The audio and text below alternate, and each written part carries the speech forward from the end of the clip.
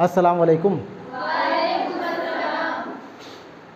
तुम लोग का SA1 का रूटीन निकल गया है? Yes sir. सबको मालूम है? Yes sir. एग्ज़ाम एक ही दिन होना है? Yes sir. कौन तारीख को?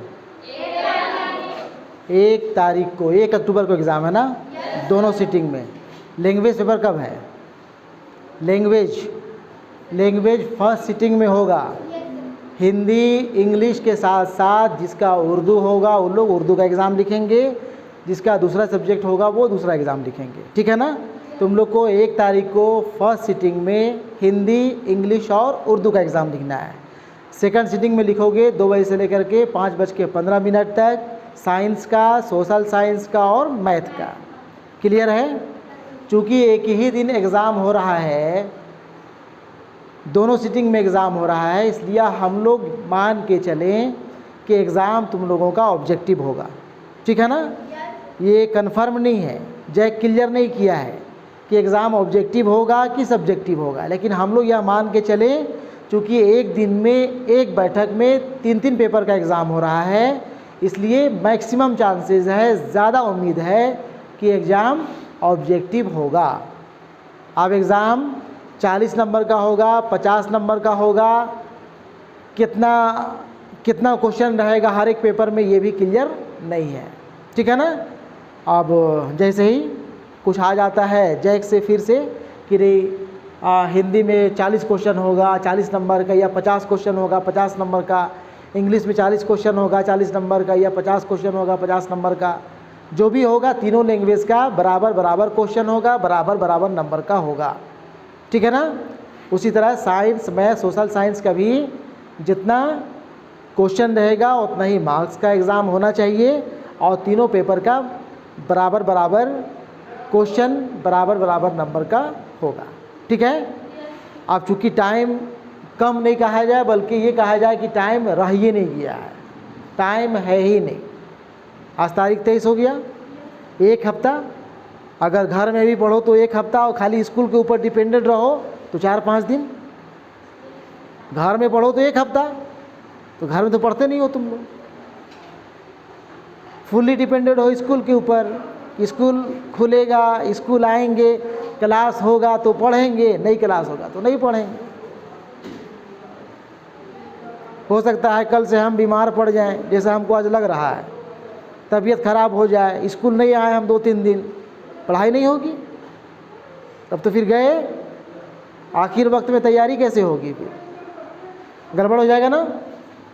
इसलिए अपने से भी तैयारी करो, अपने से भी पढ़ो। करना क्या है, बहुत शॉर्ट में, अगर 2-3-4 क्लास अभी हमको मौका मिल गया लेने का तुम लोगों का, तो ऐसा ट्रिक, ऐसा कुछ उपाय बता देते हैं जिससे ज़्यादा से ज़्यादा सवाल तुम लोग आसानी से पकड़ सको। बात समझे? 3-4-5 क्लास में ही ऐसा तुम लोग को हम क्लास ले लेते हैं, बता देते हैं कि ज़्यादा से ज़्यादा सवाल तुम लोग आसानी से पकड़ सको, ज़्यादा से ज़्यादा क्वेश्चन तुम लोग सोल्व कर सको। ठीक है? उसी की पहली कड़ी आज हम लोग हिस्सा शायरी से देखते हैं। ठीक है? हिस्सा शायरी में भी आज हम लोग देख लेते हैं कि गज़ल से सिन्फ़े गज़ल से किस तरह के सवालात पूछे जा सकते हैं। बात समझे? ठीक है। देखो गज़ल के बारे में हम तुम लोग को बताए हैं, पढ़ाए हैं कि गज़ल कहते किसे हैं, गज़ल किस ज़ुबान से आई है, गज़ल का मानी क्या होता है, गज़ल का पहला शेर क्या कहलाता है, गज़ल का आखिरी शेर क्या कहलाता है, ये पूरी तफसील से बातचीत इसके ऊपर हो चुकी है ना? काहे नहीं बोलते हो जी? हाँ नहीं? हाँ या नहीं? सोए हुए हो तो हाँ नहीं बोलोगे ना। गज़ल के ऊपर बातचीत तफसील से हो चुकी है, डिटेल से हम बात कर चुके हैं। ठीक है?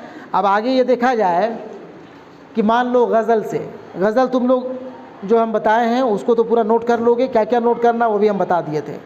जैसे बहुत शॉर्ट में अगर हम बात करें तो गज़ल के मानी क्या होता है, गज़ल किस ज़बान का लफ्ज़ है, गज़ल का बुनियादी मौजू क्या होता है। ठीक है ना?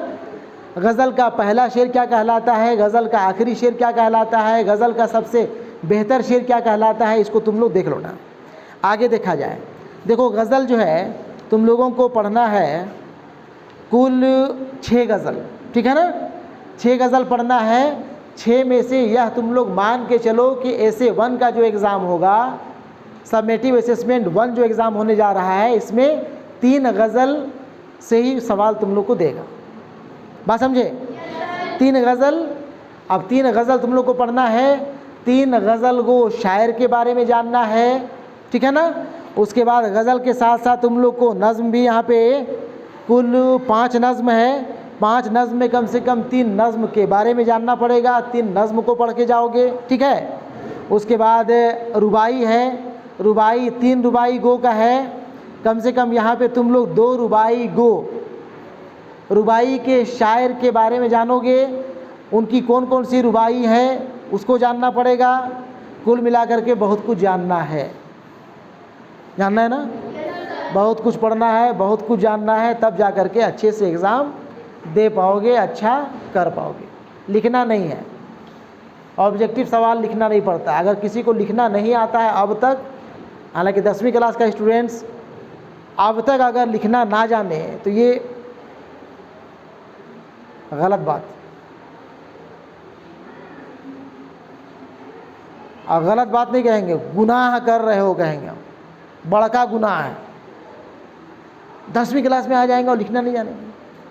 बहरहाल कम से कम इस इम्तहान में अगर नहीं भी लिखना आया है अच्छे से तुम लोगों को, तो इस इम्तहान में बच सकते हो, है ना।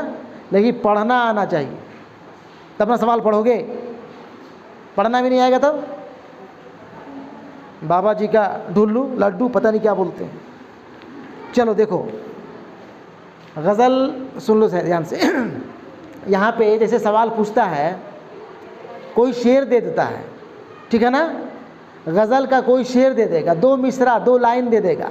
आप पूछेगा यह शेर किस शायर का है। बात समझे? कोई एक शेर दे देगा। जैसे हम पढ़ते हैं एक शेर, जैसे हम शेर पढ़ते हैं यहाँ पे, बहार बेसपर जामो यार गुज़रे है, नसीम तीर सी छाती के पार गुज़रे है। अब यह शेर दे दिया इम्तहान में, यह शेर दे दिया और लिखेगा मुनर्जा बाला या दिया हुआ शेर किस शायर का है। वहाँ पे ऑप्शन रहेगा मिर्ज़ा मोहम्मद रफ़ी सौदा, शेख मोहम्मद इब्राहिम ज़ौक़, शाद अज़ीमाबादी, फ़ानी बदायूनी। मान लो 4 ऑप्शन रहेगा। जहन में नहीं है, नहीं समझ रहे हो, याद ही नहीं है, होच पोच हो जा रहा है कि पता नहीं इसका शेर है कि इसका शेर है कि इस शायर का शेर है, दिक्कत हो रही है ना। तो उसका आसान तरीका ये हो सकता है, उसका आसान तरीका हम बतलाते हैं यहाँ पे कि कैसे किसी शेर को पकड़ना है कि यह शेर किस शायर का है। बात समझे? करना क्या है, ध्यान से देखना। सिर्फ 3 गज़ल के बारे में बात करेंगे, 3 शायर के बारे में बात करेंगे और इसी से सवाल आएगा और तुम लोग गड़बड़ाओगे नहीं। और गज़ल के पोर्शन से क्या क्या तैयारी करना है ये तुम लोग को हम होमवर्क दे रहे हैं, ये काम करके लाओगे। बात समझ गए ना। जैसे सबसे पहले हम लिखेंगे, गज़ल की बात कर रहे हैं हम, ठीक है ना। गज़ल के शायर का तखल्लुस। बात समझे? गज़ल के शायर का, हम गज़ल लिख दिए हैं, नज़्म के भी तो शायर होते हैं ना, नज़्म गो भी होते हैं, नज़्म निगार भी होते हैं। यह बात हम कर रहे हैं गज़ल के शायर का तखल्लुस। इसी में तुम लोग करोगे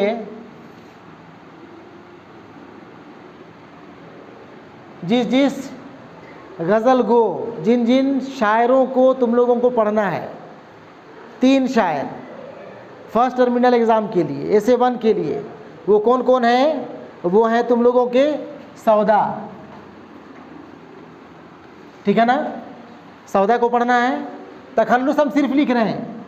तखल्लुस किसे कहते हैं? तखल्लुस हम उसे कहते हैं शायर जिसमें अपना नाम इस्तेमाल करता है। शायर अपना जो नाम इस्तेमाल करता है शेरो शायरी में, उसे तखल्लुस कहते हैं। और तखल्लुस का इस्तेमाल शायर कहाँ करता है? गज़ल के आखिरी शेर में। किस शेर में? गज़ल के आखिरी शेर में। बात समझे ना? गज़ल के आखिरी शेर में शायर अपना तखल्लुस इस्तेमाल करता है, अपना शेर व शायरी वाला नाम इस्तेमाल करता है। तो हम उसी को लिख रहे हैं शॉर्ट में। सौदा पढ़ना है तुम लोग को, तखल्लुस हम सौदा लिख दिए, उसके बाद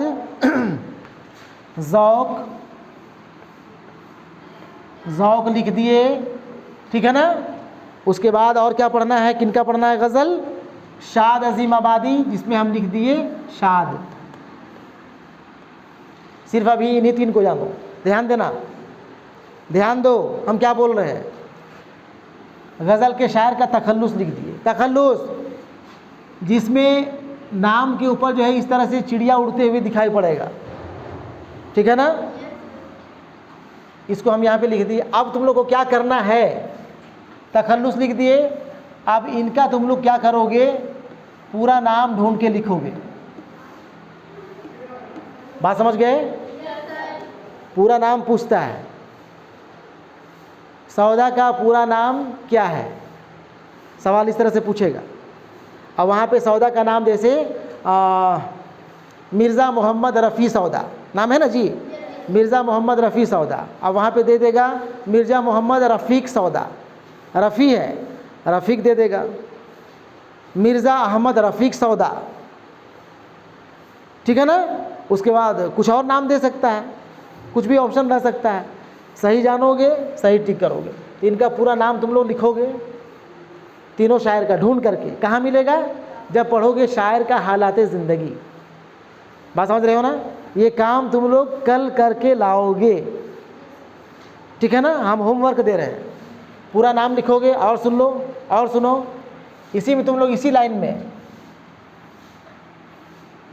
पैदाइश, ठीक है, पैदाइश लिखे हम। पैदाइश में ध्यान देना, यहाँ पे दो तरह का सवाल पूछता है, कब, और यहाँ हम लिख दे रहे हैं कहाँ, ब्रैकेट बंद कर दे रहे हैं। सवाल पूछता है सौदा की पैदाइश कहाँ हुई, या सौदा कब पैदा हुए, मिर्ज़ा मोहम्मद रफ़ी सौदा का जन्म कहाँ हुआ, मिर्ज़ा मोहम्मद रफ़ी सौदा की विलादत कब हुई। इस तरह का सवाल पूछता है, बहुत ज़्यादा पूछा करता है। किसी भी शायर, किसी भी अदीब का हालात ज़िंदगी जब पढ़ोगे तो उसमें कब पैदा हुए, कहाँ पैदा हुए, ये सवाल बहुत पूछता है। तुम लोग को सिर्फ जो है ये तीन देख रहे हो ना, इन तीनों का नाम, ये तीनों गज़ल गो हैं, इन तीनों गज़ल गो का पूरा नाम, पैदाइश कब पैदा हुए, कहाँ पैदा हुए, ये नोट कर लेना है। और उसी तरह जो है वफ़ात, वफ़ात का मतलब हो गया इंतकाल, ठीक है ना। वफ़ात, इंतकाल, यहाँ भी तुम लोग कब और कहाँ, बात समझे, बात समझे। यानी कि इंतकाल किए तो कब किए, कहाँ किए। इस तरह से तुम लोग जो है एक लाइन बनाओगे, हेडिंग दोगे, सबसे ऊपर गज़ल के शायर का तखल्लुस, उसी लाइन में लिखना पूरा नाम, उसी लाइन में लिखना पैदाइश, ब्रैकेट में लिख देना कब और कहाँ, यानी दोनों चीज़ का जिक्र होगा, ठीक है ना। कब पैदा हुए वो भी आ जाएगा, और कहाँ पैदा हुए वो भी आ जाएगा। सिर्फ लिखना है, जैसे कब, देखो वहाँ पे सौदा कब पैदा हुए। एक एग्जाम्पल हम बता रहे हैं तुम लोग को, एक एग्जाम्पल, जैसे यहाँ देखो करना क्या है, सौदा, सौदा का लिखना है पूरा नाम, लिखोगे मिर्ज़ा मोहम्मद रफ़ी सौदा, मिर्ज़ा मोहम्मद रफ़ी सौदा, पूरा नाम लिखा गया। इसके बाद कब यहाँ पे लिखा हुआ है, ठीक है ना। सौदा के बारे में पढ़ोगे, यहाँ पे अपनी किताब तुम लोग पढ़ोगे, कौन सी किताब, कौन सी किताब, गोल्डन उर्दू, गोल्डन उर्दू है ना, वही पढ़ते हो ना, गोल्डन उर्दू पढ़ोगे। इसमें लिखा हुआ है दिगर अहम सवालात में देखोगे मिर्ज़ा मोहम्मद रफ़ी सौदा की हयात और उनकी शायरी का जायज़ा लीजिए। जितने भी शायर हैं सबका हालात ज़िंदगी, सबका शायरी का जायज़ा दिया हुआ है। यहाँ देखोगे तो यहाँ मिल जाएगा तुम लोग को मिर्ज़ा मोहम्मद रफ़ी नाम, देखो नाम इनका है मिर्ज़ा मोहम्मद रफ़ी, यहाँ तक ही नाम इनका पूरा नाम है। सौदा तखल्लुस है, सौदा तखल्लुस है। इनके वालिद बगर्ज तिजारत काबुल से दिल्ली आए और यहीं आबाद हो गए। सौदा दिल्ली में पैदा हुए, आ गया ना। सौदा कहाँ पैदा हुए? दिल्ली में। कब पैदा हुए यहाँ पे मिलेगा शुरू में। जब गज़ल देखोगे, गज़ल मिर्ज़ा मोहम्मद रफ़ी सौदा यहाँ पे दिया हुआ है 1713 और इंतकाल का डेट दिया हुआ है 1781। तो यहाँ पे लिखना सिर्फ तुम लोग को 1713 ईस्वी, इतना ही लिखोगे। कहाँ में लिख दोगे? कॉमा दे देना, ज़्यादा से ज़्यादा कॉमा दे सकते हो, नहीं भी दोगे कहाँ में लिख देना है? दिल्ली, यहीं पैदा हुए थे ना, ठीक है ना। उसके बाद वफ़ात कब और कहाँ, कब इंतकाल किए? 1781 में। इसके नीचे लिखना, यहाँ पे सट गया है, ठीक है, तुम लोग थोड़ा फ़र्क में लिखना इसको। यहाँ पे लिखोगे 1781 है ना, 1781 ईस्वी। और कहाँ इंतकाल किए? जब पढ़ोगे हालात ज़िंदगी आखिर में देखना लिखा हुआ होगा, और नहीं भी लिखा हुआ होगा, अगर नहीं दिया होगा तो नहीं लिखना। अगर कहाँ इंतकाल किए, हो सकता है कि सभी शायर के बारे में या सभी अदीब के बारे में नहीं दिया हुआ रहता है कि कहाँ इंतकाल किए। अगर नहीं दिया हुआ होगा तो मत लिखना, सवाल नहीं पूछेगा तुम लोग को। बात समझ गए ना। लेकिन कब पैदा हुए, कहाँ पैदा हुए, ये सब के बारे में दिया हुआ है, ठीक है। बात समझे? सभी लोग समझे? हो सकता है तुम लोग को एक पेज में इतना सारा चीज़ ना आवे। ध्यान सुनो, एक पेज में ना आवे तो पहले ध्यान से सुनो। पहला पेज में लिखना गज़ल के शायर का तखल्लुस, यहाँ पे लिखना पूरा नाम, इसमें आ जाएगा ना। यहाँ पे लिख दी हम गज़ल के शायर का तखल्लुस पूरा नाम।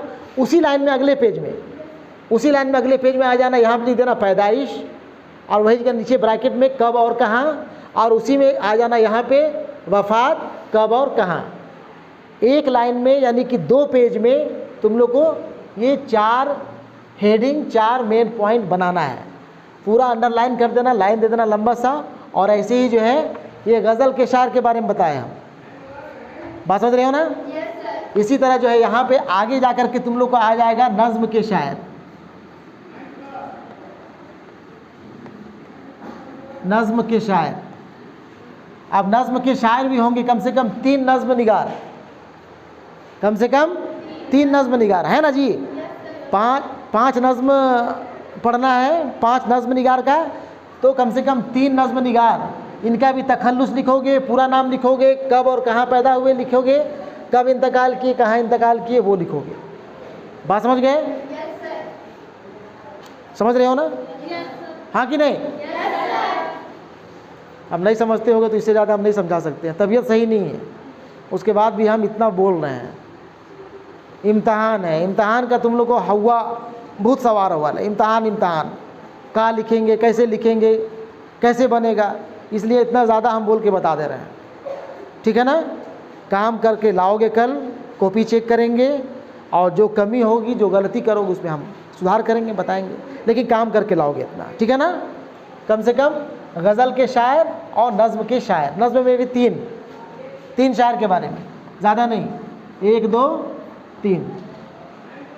बात समझ गए ना? समझ गए तो ठीक, नहीं समझे तो तुम लोग जानो, ठीक है।